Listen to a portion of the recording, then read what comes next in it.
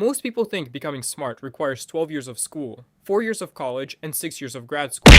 But what do you actually get from that? Debt, homelessness, and the ability to describe both in perfect academic prose. That's not even a joke.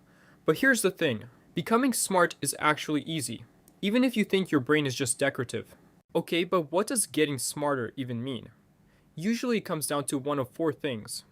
I want to learn skills that make me money. I want to solve problems. Also for money, I want to understand hard topics. Still for money.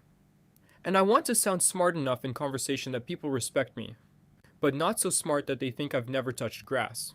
The problem is every piece of advice online is either too vague or completely useless. You've seen the lists: eat blueberries, drink black coffee, sleep more, listen to Mozart. Look, Mozart is great, but at some point you have to actually learn stuff. And there have been geniuses throughout history who slept 3 hours a night, ate terribly, and smoked like a chimney. So what actually works? Reading. Specifically nonfiction. Fiction is good, it builds vocabulary, improves reading speed, and makes you feel like you have friends. But nonfiction? That's how you become the person who casually drops interesting facts in conversation, without being annoying about it. Keyword, without being annoying. There's a wrong way to do this.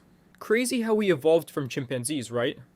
Well, actually, evolution is non-linear, and several hominid species coexisted simultaneously, none of which were remotely related to chimpanzees.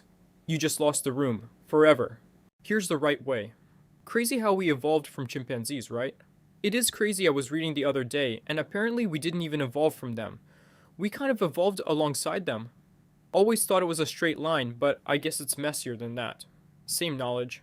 Zero condescension. You taught them something. You didn't make them feel stupid. They now think you're smart and likable. That's the goal. Finding the right book is easy. Think of a topic. Google books about topic. Pick one that looks interesting.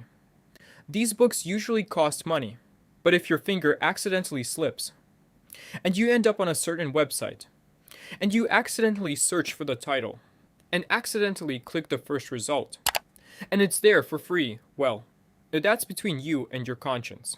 Okay, you have a book. Now what? Here's what most people get wrong.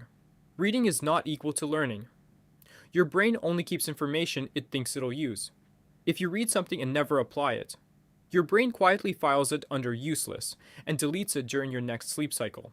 So here's the learning curve. And it's actually good news.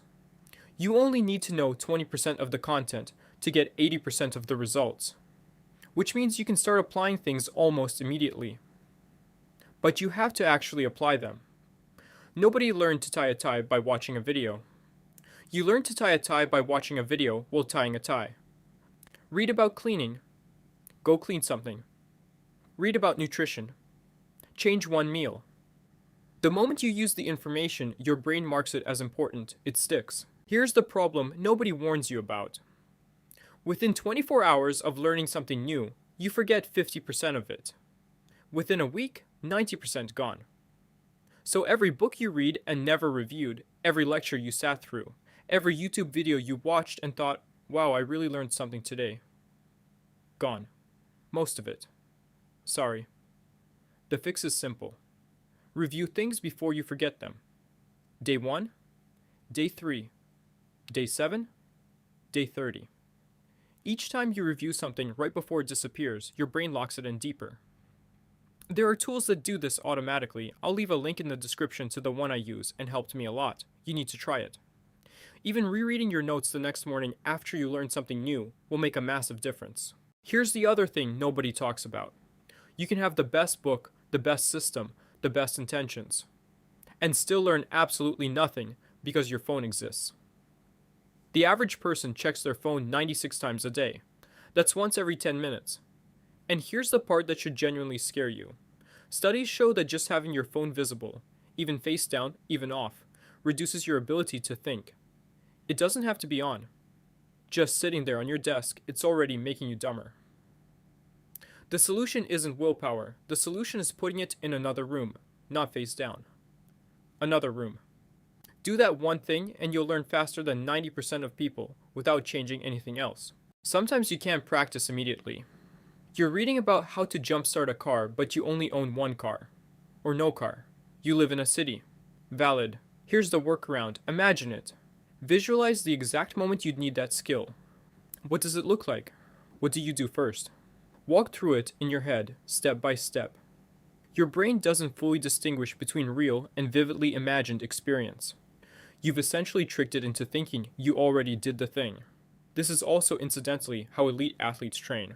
This is actually the principle behind why tests work. School creates an artificial situation where you need to use the information, an exam. Your brain thinks, oh, this matters. Keep it.